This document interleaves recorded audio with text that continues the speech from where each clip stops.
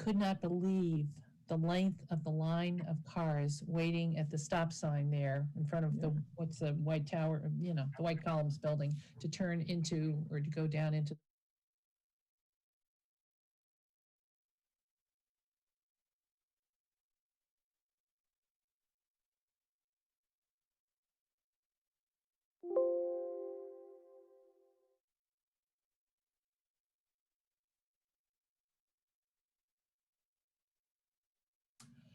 I could not believe the length of the line of cars waiting at the stop sign there in front of the, what's the white tower, the White Columns building, to turn into.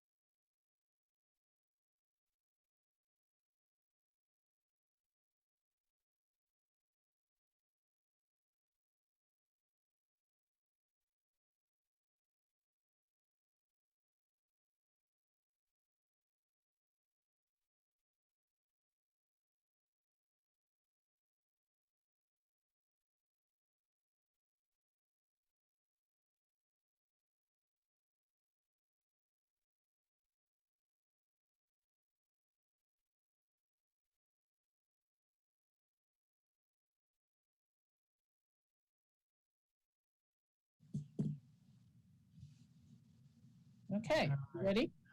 Uh, Ready. Okay, wait, wait for it, wait for him to come in. It takes a bit.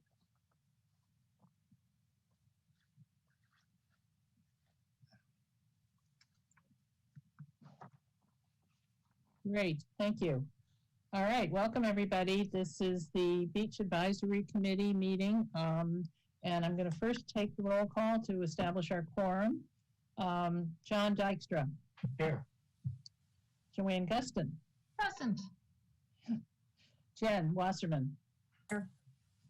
Carol Sherman. Here. Paul Hogan. Here. Barry Engel.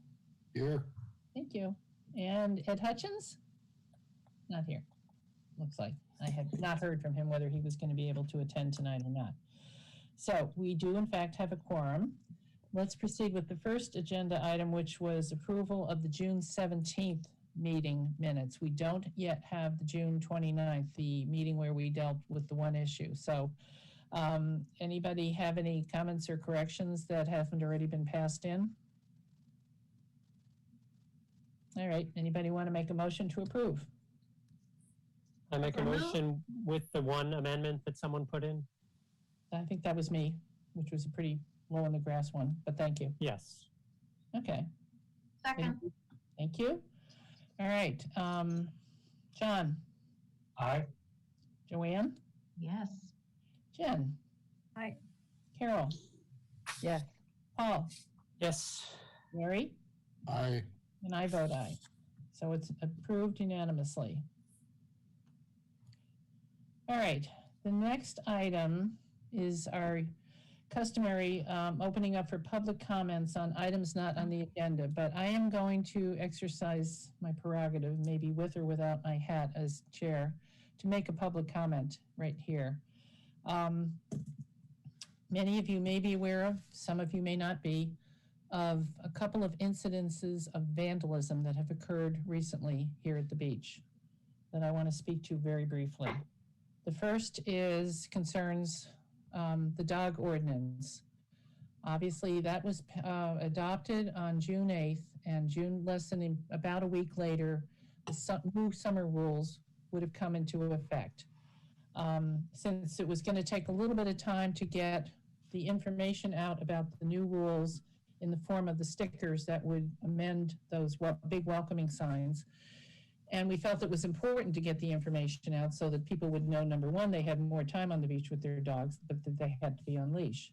So Carol created a really fun, I don't know if you can see it from this sign, summarizing briefly the new ordinance for the summer months.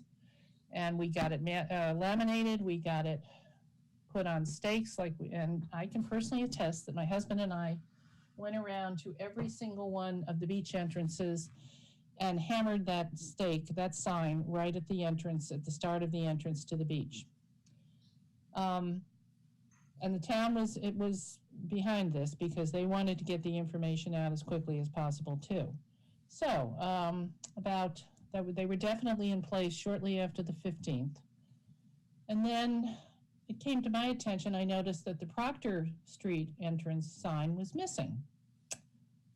That's where we generally enter the beach. And then Carol mentioned to me that the sign at the west end of the beach was also missing. So I did a survey, went up and down all the entrances and found that every single one of those signs had been removed by somebody. Not a particularly nice thing to do. I don't know if somebody was simply trying to make the dog ordinance changes go away. That's obviously not the case. But that's one act of vandalism. But the other that I find even more despicable is just became known in the last couple of days. If you saw the posting on the Friends of Goose Rocks Beach Facebook page, somebody apparently took it upon themselves to vandalize the handicapped access wheelchair that's available at the end of Edgewood and is available free there for anybody in the community, visitor, renter, resident, who has somebody who might need to use that in order to have a mobility issue and might need to use that wheelchair in order to enjoy our beautiful beach. I don't know how quickly it'll be back in operation. Paul, I think you're a keeper of the key. Do you know anything about that? It's been partially repaired, but one tire was slashed, and it was donated to the Health Council, and they funded last year when a tire got blown. So they have to decide whether they want to spend the money again. So again, to me, I can't see any reason why anybody wants to do this. This is purely an act of vandalism. And I'm going to sit here and say that this is not the community I've known and loved for 35 years. And I think most of us who are watching this, I hope you feel the same way. I hope this isn't the beginning of other acts of vandalism, but I would ask you if anybody knows in any way, shape, or form of how either of these incidents happened, please contact the Kennebunkport Police Department. And if you see anything that looks like vandalism happening in the future, again, this is not an issue that I think we've had to deal with for the most part, at least not that I've been aware of. And I'm sorry to think that this community has changed. I'd like to think it's not. So please, community, get together behind this. John. Yeah, Paul, you mentioned this was a group who provided the wheelchair. I'm wondering if we couldn't suggest to the town that the Goose Rocks Beach Reserve Fund ought to be funding the access to that chair. I mean, I can't think of anything that could be more important for our committee to suggest to the town in terms of allowing people to enjoy and have access to the beach. Well, the Health Council, it was donated to me, and I donated it to the Health Council, and they have Well, who is the Health Council? I'm sorry, I don't know who that is. It's part of the town. Oh, I'm sorry. Good, done. Sorry, I didn't know. I thought it was a private. And they have people make donations to them. Marvelous. Disregard. And there is a second one. I tried to find out. I sent an email to the rec department. I understand there's a second one that was donated by the chamber or by somebody, and it's stored at the Tides, and it's supposed to be some sort of an online reservation system, and they charge for it, but at least it's available. I tried to find it on their website. I could not find it on the rec department's page. They do have a way to pay for things online. And I sent them an email, but I haven't gotten a response. I thought if the other one was available immediately, we could share the information with people. Yes. Okay, that sounds like good information to get out, though. Again, if once we know that it is available again, or something will be available, maybe make sure we get that information out so that people don't, lose the opportunity to be on the beach. Put it on the Facebook page or whatever. Okay. And thanks to Greg Burns for undertaking to try to repair it. Thank you. Thanks a lot, Greg. All right, then I'm opening it up. Does anybody else, David, anybody else saying that they would like to comment from the community?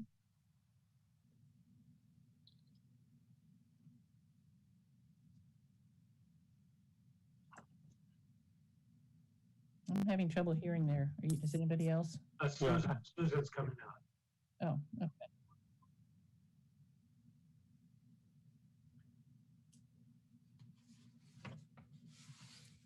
Susan, you're muted. Still muted. How about now? You're good. Okay. Just to further the discussion about Susan, let me just briefly, could you quickly identify yourself and maybe where you are staying? I'm sorry. I know that's the procedure. My name is Susan Hanlon. I live at 7 Abbey Road, out by the fire station. Yep. And thank you. Yep. My comment is to further the discussion and to get it out there about vandalism and things like that. I was talking with a friend of mine who is an artist, local artist, and sells some of her items at the general store, the gift shop upstairs. She was at the gift shop on Saturday, and I saw her later in the morning on Saturday, and she told me that some of her items have been stolen from the gift shop. The workers at the gift shop have noticed that the inventory went down drastically. And so now this poor artist is out some of her business. The gift shop has moved her items closer to the behind the counter. So clearly there's things happening here at the beach that aren't good. So I just passed that along as more information about the neighborhood, I guess. And it's sad to hear these things. Very sad. And another quick question, if I could, I don't want to take a lot of time. Is there a reason why the meeting minutes for the advisory board are not published through the town? I went back to try to read the minutes from past meetings, and they're not up there. It goes back to 2020. Thank you. All right. Carol, do you want to address that, or do you want me to take it? It's a very good point, Susan, and we are working on it, is all I can tell you. Okay. We had a change from Arlene to Tracy, from Kate to me, and you are absolutely correct. They should be up there, and I'm trying as fast as I can to get them up there, but taking my place in line of priorities of things that the town has to do. So you're right. They will be. They will be. Thank you very much. And I know it's a tough job because I'm a secretary on a board as well, and it's a daunting task. So thank you. I'm going to mute myself now. Okay. Anybody else, Dave?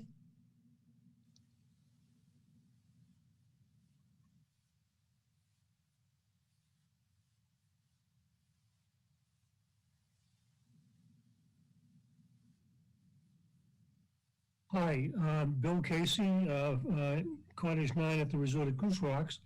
And just wanted to say, again, thanks to Greg for what he did to try to repair the chair. And if there's a need for funds, I'm sure many of us would be glad to donate if you put out an email or something that you need the funds. Thank you. That's the kind of community I think we are, but thank you very much. Yeah. My suggestion is if anybody's listening to make a contribution to the Health Council, that would go to, who's the treasurer? Don't know. If you email us, what's our email? GRB advisory at Gmail Committee committee. at kennebunkportme.gov. Right, We'll tell you where it goes. Thank you. Okay, thanks, Bill. Somebody else, Dave? Jen's got her hand up. Jen has a hand. Oh, sorry, Jen. I'm just curious, apropos of wheelchair, the free wheelchair, how much is it used? I mean, would it be helpful to have two? Last year, it was not used at all, really. Once we got a repair, and it was used sparingly because there just weren't many guests. Right. The families weren't getting together. Right. And 3 of us have keys, so I don't know how many times it's been taken out. I've only gotten 1 phone call this year. Oh, but I didn't realize it was, so it is secured with a key and then folks sure. call you to get access? Yep. Got it. There's a sign on it, Perfect. and we. Okay. Great. Is there somebody out there in the community, Dave?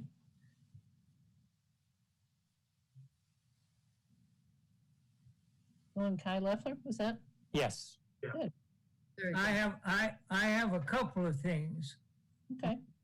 Hey, Bill, you should identify yourself, please, even though we all know you. Bill Leffler on Proctor Avenue. Mm-hmm. The first street that Kate saw the sign taken down. Right. Number of things. One, in the past years, there have been 2 trash barrels at each entry. There's only 1 this year, and they get terribly filled up and overflowing. I think there ought to be a second one, especially with the pizza cartons that get stuffed in there. Okay. Okay. That's a good point. Secondly, as I drive around on Kings Highway, I see a number of cars with no parking stickers and no tickets on the front windshield. I'm wondering if they're not giving tickets this year. And thirdly, As far as I know, they're giving them, but we'll I have yet to see any. okay. I've seen a fair amount. Okay, well, I'm looking at the wrong cars. Thirdly, I'm wondering, this year we have seen more dogs at the beach than I can recollect over many years. I'm wondering that dogs needs licensing. I'm wondering if the town has any way of controlling the number of dogs in some way with licenses so that it identify.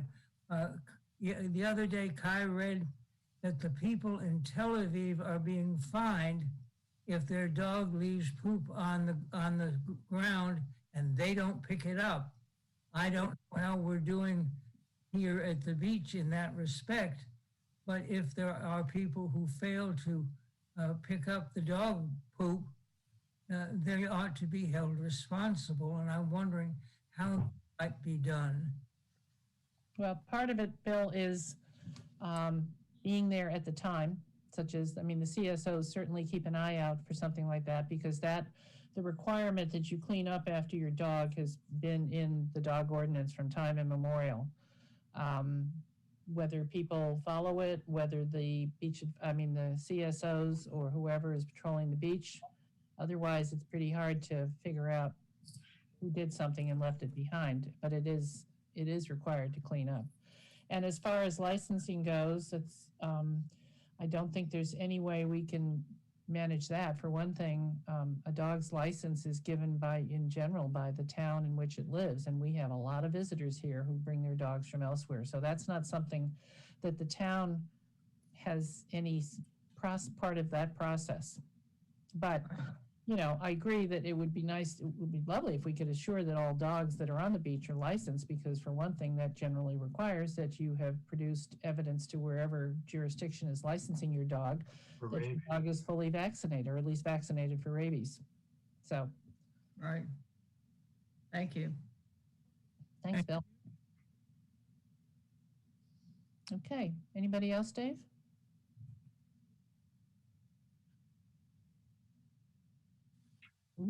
John Downey. Yeah. Hi, thank you. Yes. Hi, Kate. You remember me? I sure do. Thank you. So it's John Downey, and we live here resident at 16 Prescott Drive. So almost a 30-year renter prior to that. So long-term love, and to the point where I moved my life here. So thank you guys for making it what it was and what it is. So my comments aren't aimed at the 95% that I think is really tremendous people. One thing, I'm just going to go back to the handicap ramp piece, and that is there are people also using it as their personal floor mats with shoes and sandals and gear that they're leaving there, so that if somebody ever did want to use it, they have a hard time accessing it due to those personal things. The other thing is, Kate and I, you've talked about this, but a couple of things. Kate referred to it as noise pollution. I refer to it as music pollution. I'm probably showing my age here, but me and several homeowners, as well as I'm sure renters, have had to actually move locations on the beach because we're at the crossfire between somebody's Spotify music selection and somebody's iTunes. You could listen to 3 different formats from 50 to 100 yards away sometimes. And, again, 30 years history says, I love kids, and I'd rather hear a crying baby in the waves than somebody's personal music selection. So my comments are just made in respect of to the term respect. I think we need to respect each other out there. And if you want to listen to music, and how we do this, I don't think there's a town ordinance, but personal listening devices have to be considered because of the technology used in speakers today is far different from what it was 20 years ago. And 5 so years ago, I agree. it's, I'm going to tell you, it is unnerving to have to pick up a couple of chairs, a book, and move 20 yards away because I don't want to hear Eminem, or I don't want to hear the Beatles or Fleetwood Mac, some of my favorites, but I want to hear the waves and kids yelling and footballs being thrown. Sounds old fashioned, but I'm Yeah. sticking to it. The only other comment I'd like to be addressed is the leaving of chairs, tents, tent frames, volleyball frames and nets, and my wife said, we'll pick stuff out. We go for a walk every day, as some of you know. Mhm. And she always heads to the barrels at the end of the path with a load of trash. And yesterday was old beat up volleyball net with white poles that were just left on the beach. And there's a couple of framed tents that renters leave so that they don't have to bring the frame the next day. So the music is number one to me. The things left on the beach. I think it's horrendous what you guys said about the handicap damage to the wheelchair. And Kate, for respect, those signs, there was a message to them, and I think you should have had twice as many, quite frankly, because there was that much concern about it. Yeah. So I just want those things noted, and I'll be happy to work on behalf of any of those items through whatever communications I need to, but I ask for your help. Understood, John, and I agree with you on the issues that you've raised. I don't know that we have an easy solution, but we keep trying to work on it. Yeah, there are just beaches that we've all visited in our past that we would like GRB not to turn into. Mhm. It's what everybody's leaving to come here, and now they're getting what they're leaving. So Yeah. I'm open to suggestions. Are there any on the team that I'm talking to right now as to how to approach that? In terms of things left on the beach, in theory, we do have an ordinance that you can't leave personal items, beach equipment on the beach. And I believe that the CSOs are in charge of tagging that or noting that. I'll have to check more and see what they're seeing, what they're finding, how they're handling it. The noise pollution, I do want to try and talk with the town manager, because I think at one point I raised the question of whether that could be included in the, some reference that could be included in the new beach brochure as it was being drafted. My understanding was, she said, we don't actually have a noise ordinance at this point, so I'm going to do some more research on it. Well, we don't have one that applies to the beach. The town has a general one, but we don't have one that says you can't have boom boxes or nothing louder than some decibel. Well, I think it's an issue, unfortunately, as things come forward. I mean, a lot of people think, and I know I and other members on this committee have been accused of, being regulation happy, and that's not the case at all. But I think we're presented with a situation where the beach is changing.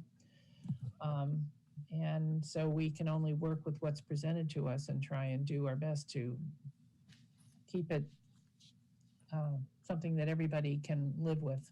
And that's what we're trying to find. So I don't have an easy answer for you right now, John, but I appreciate it. I mean, I don't spend that much time sitting on the beach or something like that, but I was down there, and I did see, as I was taking my dogs on to walk late in the day, that there was still noise going on, somebody with his boombox. Could it be something that is, again, we cannot get sign crazy, but could it be something that is recommended by the Beach Advisory Committee, noted as to where it's coming from? Is there a note to just respect everyone and keep your noise level down? Again, I know there has to be a source for that sign. But as you know, Kate, I had a couple up, and I had a boombox, and I had a diagonal line, and you said, take it down, Downey. And I took it down. You were very kind to cooperate. I didn't want to. I didn't, but I did. So I'm wondering if it could be a recommendation sign by the Beach Advisory Commission to respect neighbors and keep the volume down. And if it's just something that you could point to someone and say, did you see the sign? Yeah. Are there towns that ban them, boomboxes? There are. I don't know about the other. Let's let Jen say something. She's been trying to politely come in. Sorry, Jen. Oh, Sorry, no, Jen.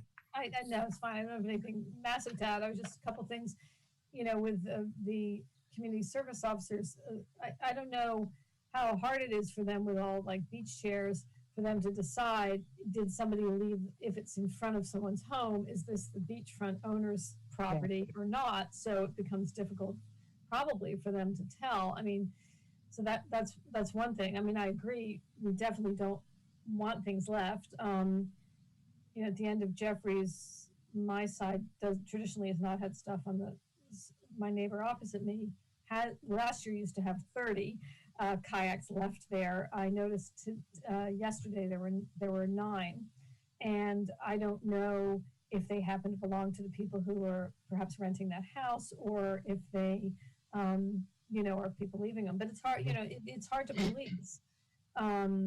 And then as for the music, I also have experienced that at the end of Jeffrey's Way. There's a lot of competing music, and I don't know if it's a generational thing. If this is sort of, if this is what's going on. But I don't have a great solution. I think it's true. One could put up a sign sort of similar, another sign similar to the drone one. We suggest consideration, but. Yeah, no, I last year when it was crowded, and even though last year wasn't as crowded, I remember being quite irritated by having someone else's music taste thrust upon me when I was on the beach. Thank you. Maybe a solution is to bring down a competing boombox and play classical back at them. Kate, I have thought of that, and my wife has warned against it. Trust me, that's not a solution. Very No. Yeah, I was just thinking that just with so many people today having AirPods and being able to listen to music, but not be bothering everybody else, perhaps we go down that path and say, no boom boxes, which are going to annoy and bother everybody, but you can still listen to music. You just have to do it in a way that doesn't affect other people. You got to use your Bluetooth. To me, no open air boom boxes, no open air music. That's, the technology is also brought into everybody's earphones. So, but I don't know. You just say regulations, but. I know. Yeah. John, I appreciate that. Did you have anything else? Or, I know we don't have a resolution, but it certainly started some good thinking and talking, and I don't think that certainly won't end there. No, just thanks for letting me air that out.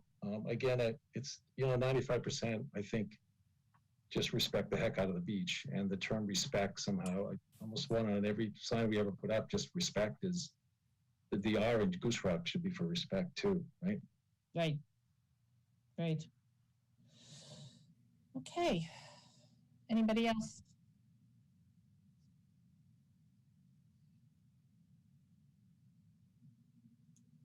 Okay. Hi, this is Bill Van Benthausen, 23 Winter Harbor Road. Thanks for letting me to talk.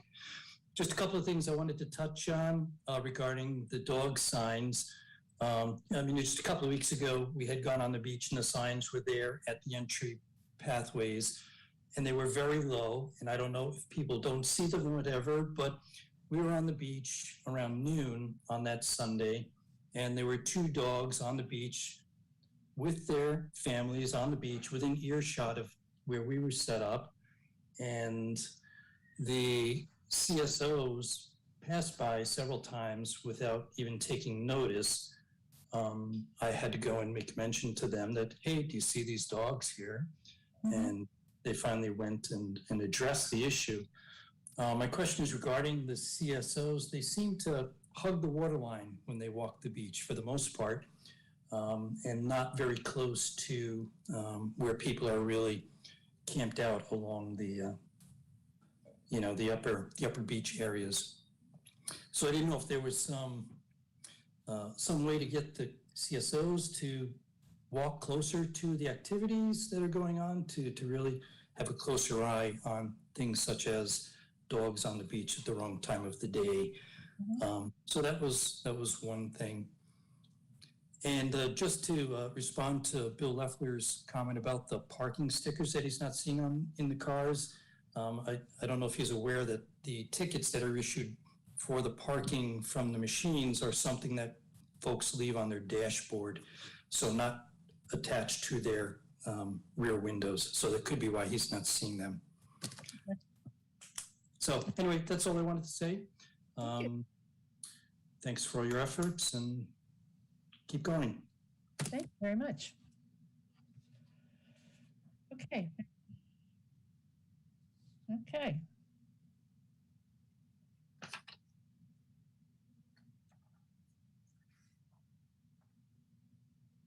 Sam Corby on Wildwood Avenue.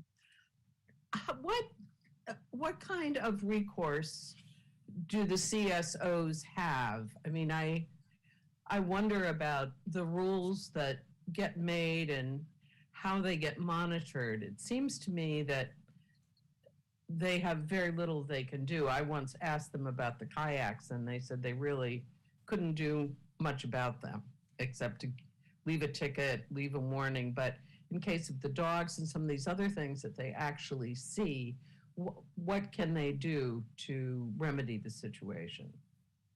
Well, and my understanding is that the CSOs, certainly they do have authorization to issue parking tickets. And if you notice, sometimes you'll see them, on one of their passes, they're working more on Kings Highway than on the beach. On the beach, I think the police department in general likes to try to deal with apparent violations in an educative way first, rather than a heavy-handed way. And I think that that's one of the primary missions for the CSOs, to observe things, to notice things, and to talk to people if they're seeing things that are violating any of the prohibitions on the beach or the dog ordinance or something like that. I still do think that if they find resistance and it's something that's an important violation, I think their recourse is to contact the police and get a police officer over there to deal with the issue. That's what I thought. Thank you. I just wanted some clarification of that. I mean, the police department can't be there, police officers themselves. No, I know they can't. A limited number, and so the CSOs were a great solution to try to establish some level of, if you will, police presence on the beach. And they're also there to, let people ask them questions or share information. So, yeah. Thank you. You're welcome.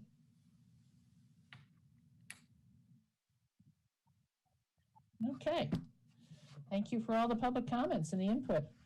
Okay, so let's move on to, we've got a fair amount still to cover, to an update on the animal control ordinance. Obviously, I spoke to the signs. The ordinance is still in place despite the fact of the signs disappearing. It has made the enforcement, so to speak, by the police department a little more difficult, simply because people didn't necessarily know the rules. But that's improving, and I think, John, correct me, do we have the new stickers actually on there now? Yes. Indeed, yeah. They look great. So thank you for getting that done. That's a big help. So we have the information out there. I did, I got some feedback from somebody who was chatting with one of the CSOs, and I found this an interesting commentary, that the CSO commented that when he is patrolling the beach and sees a dog like off leash or something or other, he's actually found it's the visitors who are very cooperative about it. If they're, doing something that's not in accordance with the rules, and they counsel, go up and explain, everybody he's talked to that's from away has been very helpful about, cooperating without any problem. Where he sees the difficulty is in people who live here. That's where he's getting more pushback. So again, I'm sorry. I know a lot of people, this was a very important issue to them and an emotional issue. And certainly we had quite a turnout to vote on that issue. But what we have is what was adopted by the majority of the people that were voting. So otherwise, it's underway. So far, so good. And that's about all I have to say on the dog ordinance, unless somebody else has something they'd like to add in. Okay, no public comment, Dave? Good. All right, so let's move on to an update on the campfires. On the beach campfires, and as of Sunday, we now have a certain number of beach campfires permitted. John and I both attended the Board of Selectmen meeting on the 8th, and John did